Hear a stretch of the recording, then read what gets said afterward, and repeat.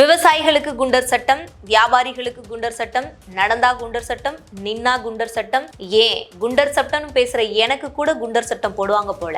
ஆனா உண்மையிலேயே குண்டர் சட்டம் போட வேண்டிய குண்டர்களுக்கு அது ரத்து செய்யப்பட்டிருக்கு. இப்போ யாருக்கு குண்டர் சட்டம் ரத்து பண்ணி இருக்காங்க அப்படிங்கறத யோசிச்சுக்கிட்டு இருப்பீங்க. சோ உங்களுக்கு தான் இந்த வீடியோ ஃபுல்லா பாருங்க.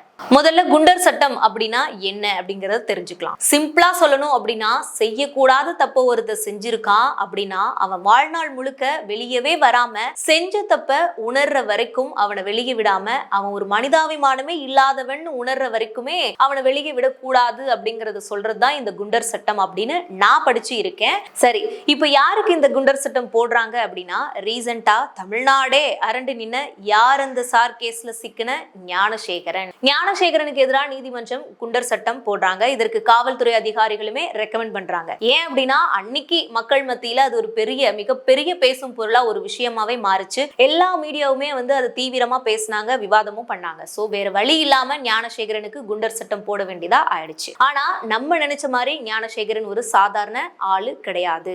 ஆல்ரெடி அவன் பேர்ல ஏகப்பட்ட வழக்குகள் இருக்கு அப்படிங்கறதெல்லாம் அடுத்தடுத்த அப்டேட்ஸ்ல நமக்கெல்லாம் தெரிய வந்துச்சு. அதாவது ஒரு சரித்திர பதிவேடு குற்றவாளி அப்படிங்கிறது போக போக தான் நமக்கே தெரிய வந்திருக்கு. சோ இந்த நியூஸ் எல்லாம் தெரிய உடனே எல்லா மீடியாவுமே இதை பத்தி டிஸ்கஸ் பண்றாங்க. சரி, இப்போ அண்ணா பல்கலை யூனிவர்சிட்டியோட கேஸ யாருமே மறந்திருக்க மாட்டோம். அந்த வன்புணர்வு கேஸ்ல ஞானசேகரனுக்கு குண்டர் சட்டம். ஆனா இதற்கு திமுக உடனே ஒரு செய்தியும் வெளியிடுறாங்க. அது என்ன அப்படின்னா, எங்க அரசாங்கம் தப்பு செஞ்ச ஒருத்தனை அரெஸ்ட் பண்ணி அவனுக்கு குண்டர் சட்டத்தையே போட்டுட்டோம், கண்டிப்பா நாங்க தண்டனை வாங்கி கொடுப்போம், அதுதான் எங்களுடைய அரசாங்கம் அப்படின்னு மாறு தட்டி கொண்ட திமுகவினர் நம்ம இந்த பக்கம் என்ன பண்ணோம், பரவாயில்லப்பா இந்த ஆட்சியில பயங்கரமா பண்ணிருக்காங்கப்பா, குற்றவாளியை புடிச்சிட்டாங்கப்பான்லாம் சொல்லி நம்ம பாராட்ட ஆரம்பிச்சோம். அவ்வளவுதான், ஞானசேகரன் வெளியவே வர முடியாதுன்னு நம்ம நினைச்சிட்டு இருந்த டைம்ல ஒரு ட்விஸ்ட் கொடுக்குறாங்க. அது வேற எதுவுமே கிடையாது, ஞானசேகரன் மீது பாய்ந்த குண்டர் சட்டம் ரத்துன்னு நீதிமன்றமே அறிவிக்கிறாங்க. இப்போ ரத்து பண்ணிருக்காங்க அப்படின்னா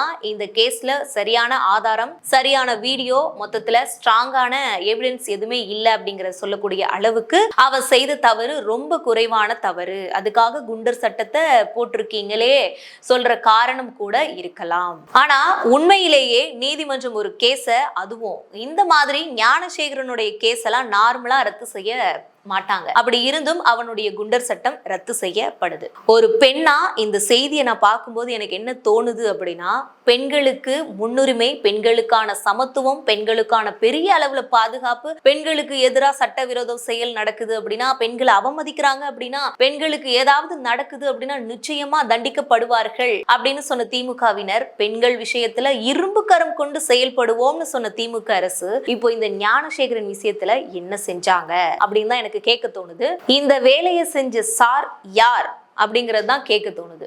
நான் யாரையும் எந்த அரசியல்வாதியையும் இங்க விமர்சிக்கல.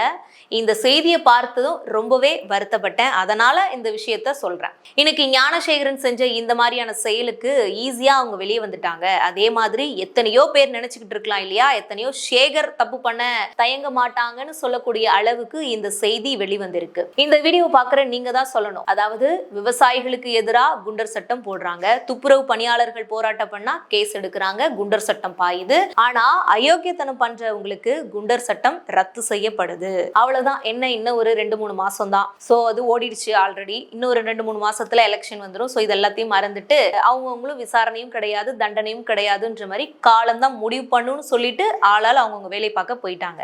எங்க இருக்கோம் நம்ம?